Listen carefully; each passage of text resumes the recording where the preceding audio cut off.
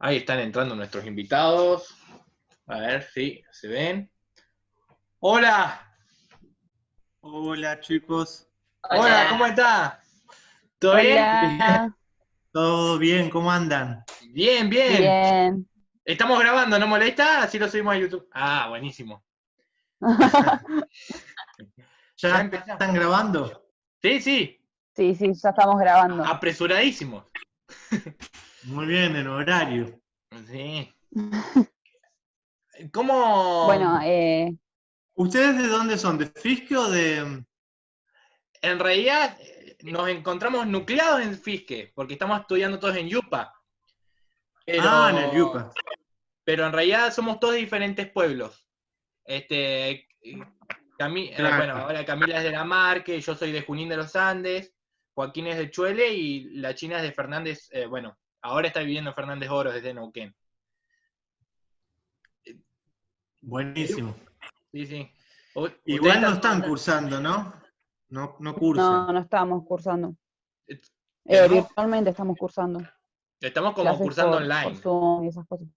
Online. Claro, clases virtuales, sí, Ujú. como todo el mundo. Sí. Bueno, Bueno, Bueno, arrancamos. arranquemos. De pura, de pura formalidad nos vamos a empezar presentando. Nosotros somos Acequia, somos un grupo teatral de Fisque. Y nosotros nos interesamos por las teorías, por las metodologías, las formas de hacer teatro acá en la Patagonia. Y Buenísimo. bueno, bueno, Emilio es el de Rulos, la China, la de Anteojitos, Joaquín es el otro chico y Camila soy yo. Bueno, y hoy nos encontramos con Darío, que forma parte de la compañía Teatro Casero de Bolsón. Y nada, quería que nos cuentes tu trayectoria y que te presentes un poco vos. Bueno, ahí voy.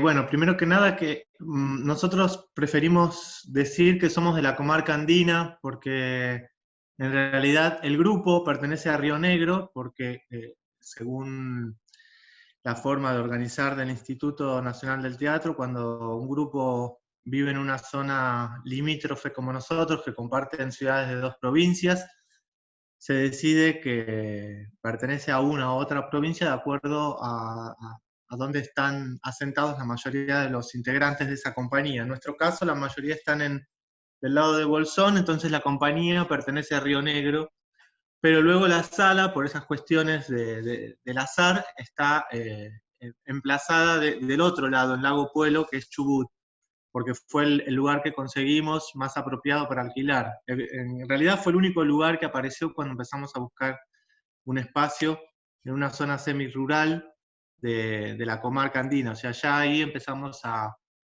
querer construir un poco nuestra identidad, que desde el principio fue así, que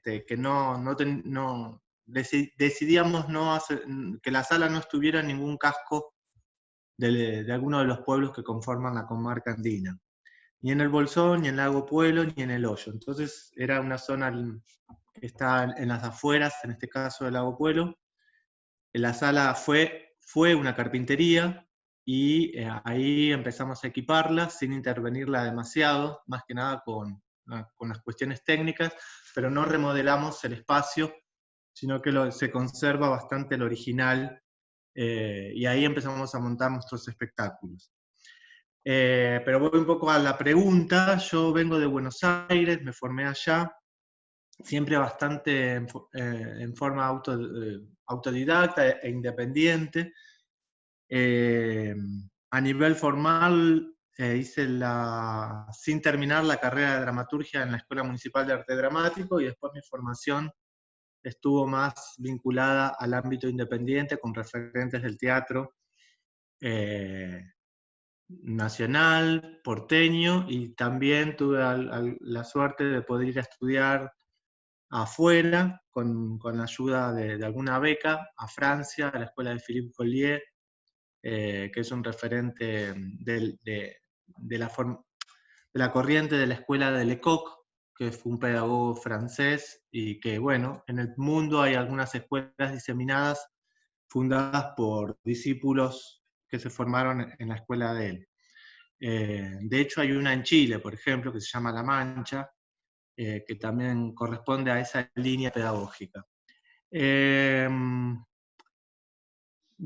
Hace casi 7 años, en febrero van a ser 7 años que me vine a vivir acá a la comarca, o sea, siempre mi actividad teatral la desarrollé en Buenos Aires, y siempre fantaseaba con la idea de irme de ahí para cambiar sobre todo, no solamente mis condiciones de vida, sino mis condiciones de producción teatral. O sea, tenía ganas, como todos, fantasear en algún momento de sus vidas, salir de las grandes urbes para tener una calidad de vida mejor, más tranquila, en relación con la naturaleza, etc. Pero también quería cambiar las condiciones de producción que me imponía Buenos Aires. Eso significaba, a mi criterio, que eso iba a impactar en mis poéticas teatrales, en la producción de mis poéticas. Porque si uno piensa rápidamente que en Buenos Aires el teatro independiente, que era el que yo siempre hice fundamentalmente, se desarrolla en salas también independientes, y la característica de Buenos Aires es que las salas independientes, para poder sostenerse económicamente, por ejemplo, tienen que tener los días de función 2 o 3 espectáculos por noche. Entonces siempre hay que producir espectáculos que se puedan montar y desmontar en media hora, espectáculos que se adapten a determinados espacios que en general son siempre iguales, de un 8x4. Pensemos que los teatros independientes, en general en Buenos Aires,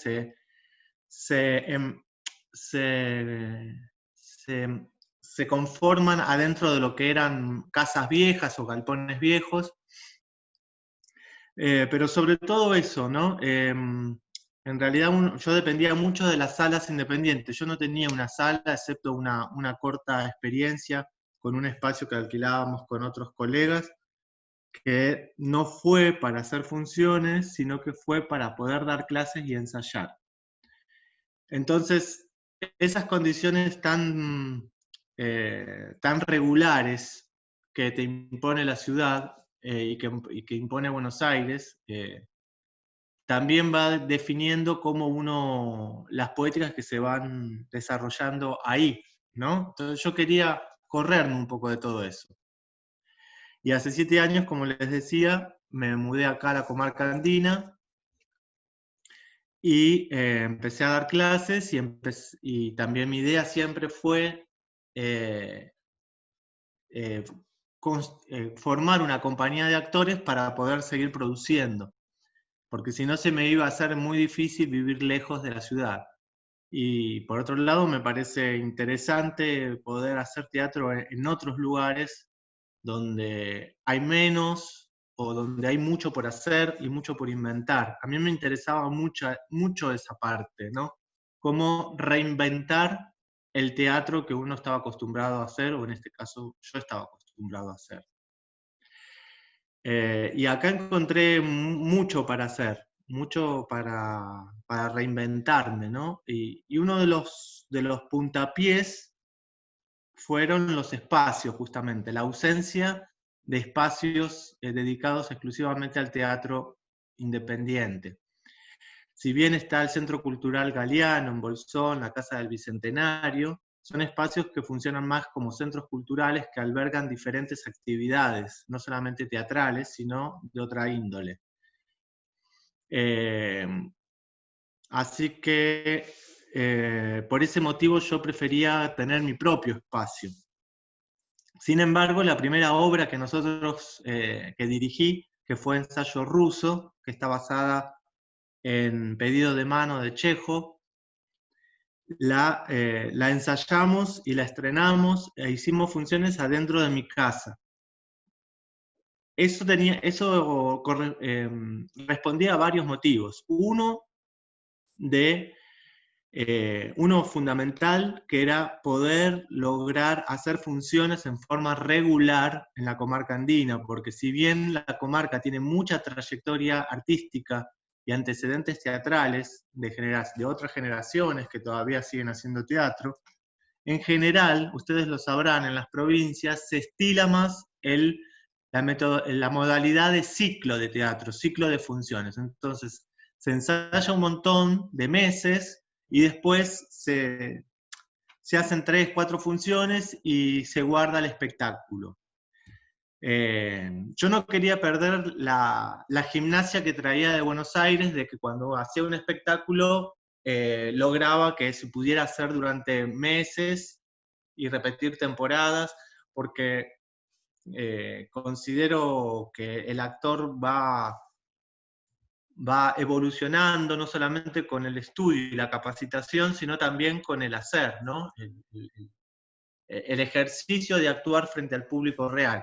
Entonces eso no estaba, no quería renunciar a eso por nada. Entonces encontré en nuestra casa, en mi casa, la posibilidad de poder hacer funciones regulares, porque los centros culturales no me permitían eso, no me iban a dar funciones durante 3 meses todos los sábados, por ejemplo, o todos los viernes.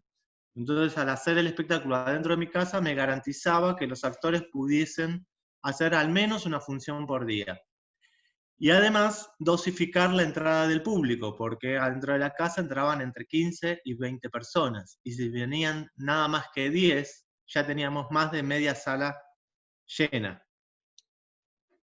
Entonces, de esa manera, el espectáculo duró meses, por suerte anduvo bien, entonces funcionaba el boca a boca, hacíamos difusión por redes, que eso también era casi una novedad. En general se estaba más acostumbrada a la difusión por cartelería, afiches en los negocios, y nosotros empezamos a usar más las redes. Y bueno, y ahí se logró que la gente comenzara a tener también la certeza de que iba a poder ir al teatro cualquier fin de semana, no cuando el ciclo de teatro se hiciera y que tuviese que coincidir con su posibilidad de hacer, sino de que, bueno, todos los fines de semana hay teatro, así como puedo ir a yoga todas las semanas, puedo ir al teatro cuando yo pueda, como cuando cada espectador pueda ir. Es un poco Buenísimo, lo que... buenísimo. Y después, bueno, ustedes me preguntan, yo por ahí me pongo a hablar y no paro. Está bien, sos protagonista, así que te dejamos. No, nosotros no tenemos dramas. Es re interesante escucharte. Y después, bueno, como les decía, para mí el espacio fue como fundante en hacer teatro acá en la comarca, porque para mí es muy importante el teatro situado, ¿no? ¿Dónde está situado el teatro y qué correspondencia, qué diálogos hace con ese lugar donde está? Y el hecho de hacerlo adentro de mi casa, por todos los motivos que ya les expliqué, que tenían que ver más con el ejercicio actoral, de poder repetir semanalmente, para que yo también como director pudiera ir corrigiendo, también implicó otras cosas muy importantes, como por ejemplo el entorno donde estaba emplazada mi casa, que era también en una zona semirural. Las casas acá en general tienen grandes ventanas que dan a las montañas, al verde. Entonces ahí empecé a descubrir otras posibilidades de lenguaje que me permitían estos espacios, ¿no? De poner en valor la geografía, el paisaje, la luz natural. Entonces, bueno, esa obra justamente se hacía a la hora de la siesta, aprovechando toda la luz que entraba por las ventanas, y muchas escenas ocurrían afuera, ¿no?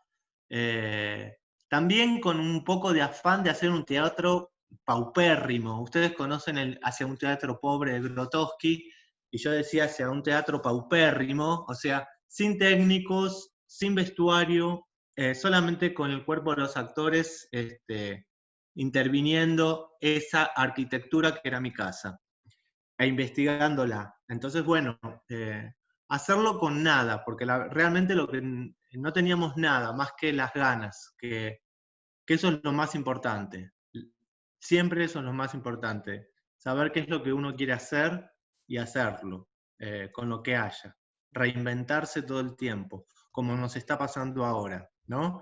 Que nos reinventamos y podemos seguir tomando o dando clases a través de las redes y sobre todo esto, que se producen encuentros y con personas que por ahí no nos hubiésemos conocido en las condiciones antes conocidas como normales, y esta situación de virtualidad permite que se armen muchas redes de trabajo, bueno, de estudio, de militancia también.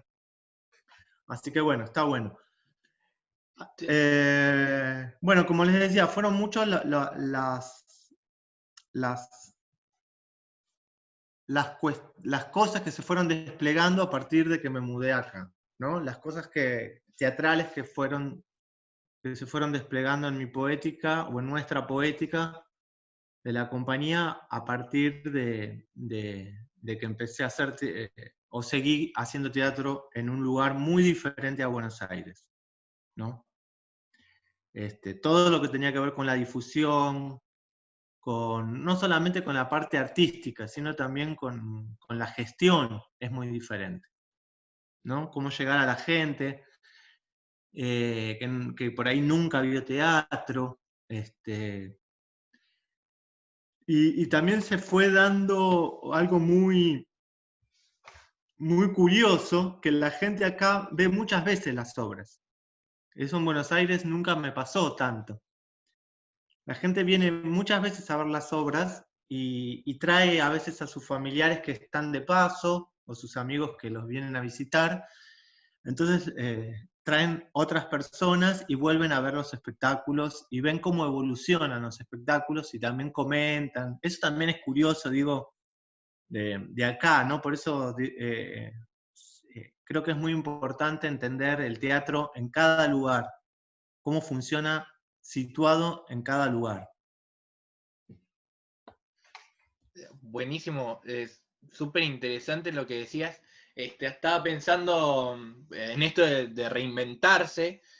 Nosotros veíamos que ustedes están súper activos en las redes. Vimos un par de cortitos que estuvieron subiendo y bueno, y queríamos saber sobre todo cuáles son, porque en los últimos que estuvimos viendo nosotros estuvieron hablando de que ustedes presentaron un protocolo, que no fue... Queríamos saber cómo es el sentido de las políticas culturales que hay allá sobre el teatro. Bien. Bueno, con respecto a lo que decís de las redes, que lo nombré hace un rato, para mí siempre y para la compañía fue muy importante la comunicación con la comunidad donde estamos emplazados. Y entonces uno de nuestros compañeros, Kevin Orellanes, es la persona que se encarga del diseño de las obras y de la comunicación por las redes. Y siempre la consideramos fundamental para poder para estar en contacto con la gente, ¿no? No solamente cuando viene acá, sino seguir esa comunicación a través de la virtualidad. También porque eso nos permite a nosotros organizarnos, por ejemplo, para las reservas de las funciones. Como el espacio es chico, nosotros siempre nos manejamos por reservas. Ahora que tenemos lo que era la carpintería, entran como máximo 40 personas y de acuerdo a la distribución que cada espectáculo tiene, ¿no? Porque cada espectáculo tiene una distribución en el espacio diferente. Eso implica que la cantidad de personas, de auditorio, de espectadores, sea distinta también. Entonces tenemos que estar muy atentos a eso para que la gente no venga y que no encuentre lugar. Preferimos manejarnos por reservas y esto nos permite tener un control sobre la gente que va a venir cada noche. Con respecto a lo que me decís del protocolo, nos estamos manejando como el resto del país, o sea, no estamos haciendo funciones desde el 20 de marzo, aceptamos el cuidado que hay que tener sanitario, lo respetamos. Chubut tiene la particularidad de que no hay muchos contagios. También estamos con un problema que es que la frontera está cerrada desde que comenzó la cuarentena y para nosotros, para la comarca andina, eso es muy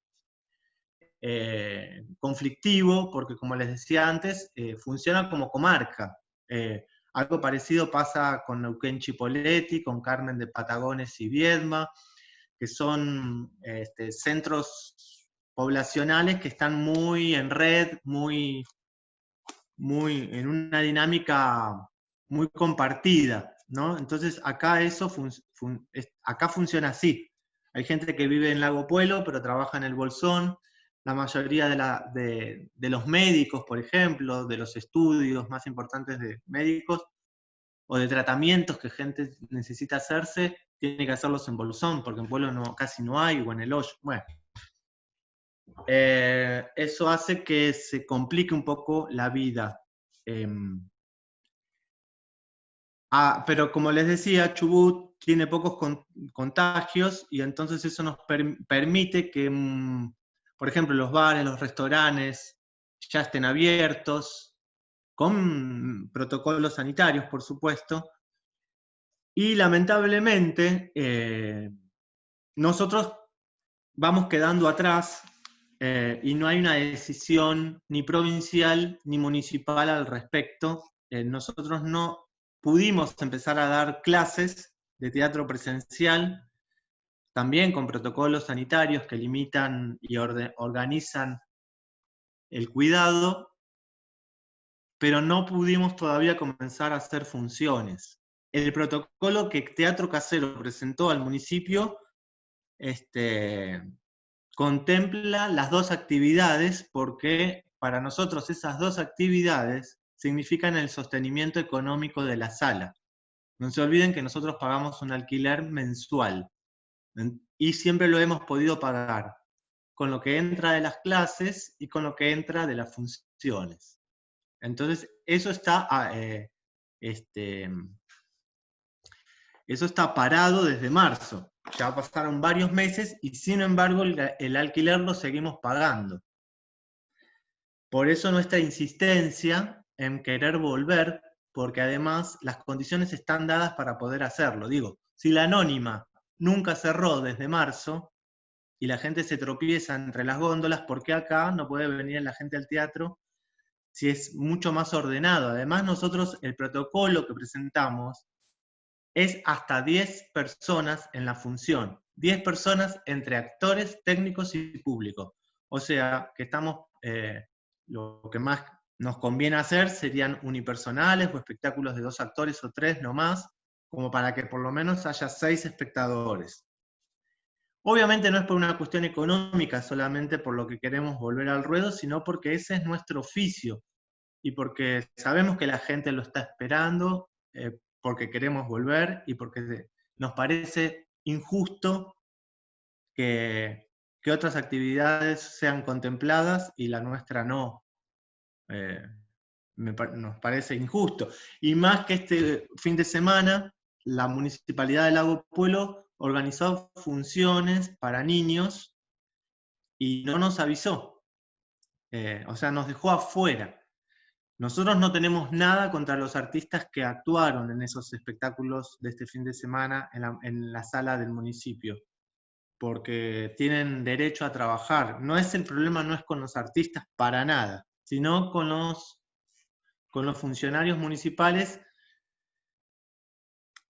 porque no nos avisaron, nos dejaron afuera, y yo hace más de 2 meses que estoy insistiendo para volver con las funciones, y somos el único teatro independiente de Lago Puelo, o sea que es muy curioso que se hayan olvidado, es un descuido inmenso, y por eso subimos ese video que ustedes vieron del oso, que eso es más como ponerle un marco medio chistoso, pero después abajo explica por qué estamos enojados, nos sentimos ninguneados, pero sobre todo sentimos eso, descuido, ¿no? Mucho descuido.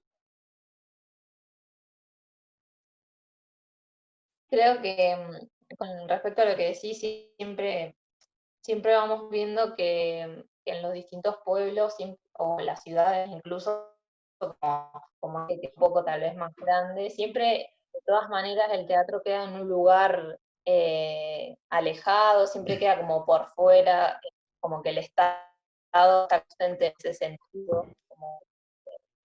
Bueno, ahora se nota mucho en pandemia, sobre todo que hace falta el Estado y que no hay una emergencia cultural, nada que nos cubra a nosotros, que nos contenga. Es como que está muy presente eso y yo rescataba algo que decías vos del hacer teatro conscientemente del lugar en donde estamos situados. Pensaba en si por ahí hacer teatro en la comarca andina tiene una particularidad que vos hayas encontrado que no veas, por ejemplo, en el teatro de Buenos Aires. Eh, sí, acá me encontré con la posibilidad, como les decía antes, en muchas de nuestras obras, no en todas, hay mucha relación con el afuera, a partir de la sala, ¿no? Al trabajar en espacios no convencionales, empezó a aparecer mucho trabajo de lenguaje sobre la puesta en escena. Trabajar en espacios no convencionales no es ninguna novedad, no es la primera vez que se hace. Lo que siento que empezó a tener de particular es que eso empezó a generar en nosotros el despliegue de un lenguaje de puesta en escena, porque al ser arquitecturas que contaban con ventanas que daban al afuera, eh, y con una arquitectura reconocible, o sea que era una casa, porque la carpintería incluso tiene un aspecto grande, como un quincho, todo de madera, y no se trató de ocultar ese espacio, sino de ponerlo en valor, y sin embargo el público se armaron gradas móviles para que el público esté cómodo y sentado, pudiendo espectar bien. Y sí, me permitió a mí desarrollar, volviendo a tu pregunta, un lenguaje bien diferente al que yo estaba acostumbrado a realizar en Buenos Aires, ¿no? Más en una caja negra con cámara negra, y acá el espacio más irregular, con ventanales, nada, todo eso fue generando una dinámica muy diferente. Incluso cuando el público llega, al no tratarse del casco del pueblo, hay que explicarle bien a la gente cómo llegar por WhatsApp, mapa. Entonces, para mí el espectáculo empieza un poco cuando la gente sale de su casa y cuando está llegando, porque hay que recibirlos si vienen de noche. Es un callejón de ripio, entonces se arma todo como un folclore ya con la llegada misma, ¿no? Y hemos experiencias hermosas. Otra obra de Chekhov, por ejemplo, una adaptación de Tío Baña que se llama Los Gansos, que muchas veces nevaba, y entonces muchas escenas que pasaban afuera, que ya ahí era de noche y teníamos que hacer todo un dispositivo para poder iluminar afuera, sucedía mientras nevaba. Entonces eso le daba algo que estaba muy cercano a lo cinematográfico también, ¿no? Por el nivel de realidad que había, ¿no? Eso implicaba mucho trabajo, porque había que cuidar también a los compañeros del frío, había que iluminar afuera, estudiar la perspectiva para que los espectadores puedan ver, y se armaba mucho como el primer plano y la profundidad de campo, que se usa mucho en cine, y acá eso empezaba a aparecer. Una especie como de naturalismo teatral del siglo XXI, algo así.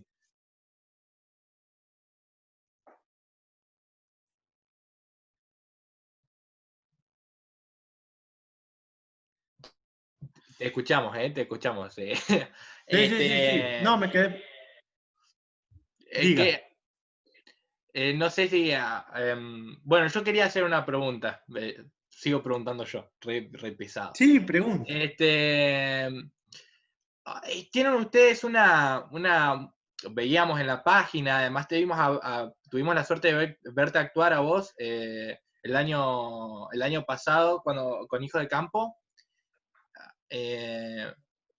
Y así que queríamos saber si vos creías, porque vimos también que tienen conversaciones con Soledad González, que tuvieron conversaciones con Soledad González. Queríamos saber si vos creías que dentro de la Patagonia había cierta contingencia o cierta idea de red ya planteada entre diferentes comunidades, o es algo a trabajar. Me parece que hay algo a trabajar, pero claro que siempre hubo intentos de empezar a armar redes. De hecho, no sé si vieron la obra Cardumen, que se hace ahí en Fisque Menuco, en la Casa Rodante, que esa la dirigí. Son un grupo de actores de Fisque, el dramaturgo es de Beltrán, la que ayudó con el vestuario es de Regina. Este es un proyecto, por ejemplo, que tiene que ver con uno de los subsidios que otorga el Instituto Nacional del Teatro, la representación de Río Negro, que consiste en que el proyecto a montar aúne a artistas de diferentes localidades de la provincia de Río Negro. O sea que ya ese subsidio tiene el afán o la ambición de justamente de crear red, y ese fue el resultado, ¿no? Cardumen, la obra que se hacía en la casa, que se hacía en la Casa Rodante. Ahora sería casi imposible pensar que 9 personas estén adentro de una casa rodante por razones de público conocimiento. Pero bueno, anhelamos poder volver en algún momento también. Y siguiendo con tus preguntas, me parece que también esta situación de la cuarentena permitió, sí, una de las virtudes que tuvo fue que permitió que se armen redes regionales y hasta nacionales de encuentro entre personas que de otra manera no se hubiesen encontrado o hubiese pasado más tiempo para que se encuentren. Me parece que estuvimos más forzados a encontrarnos con lesotres por diferentes motivos, pedagógicos, de militancia, de buscar acuerdos o de compartir las problemáticas de cada uno. Por eso, como una de ustedes decía, se decidió presentar la emergencia cultural, pero que fue denegada, ¿no? Y me parece que hay mucho por hacer. Hay mucho por hacer porque el trabajo en red va a impactar, yo creo, sobre un teatro más federal, que es lo que todavía es una lucha que hay que dar batalla. Yo creo que el Instituto Nacional del Teatro es el que más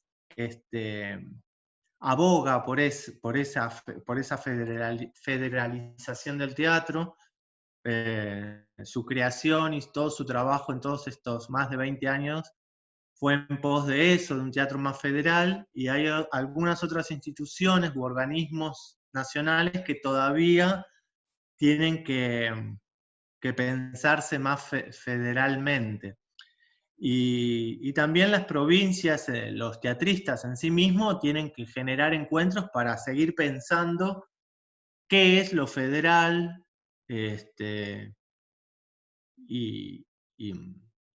y producir encuentros, ¿no?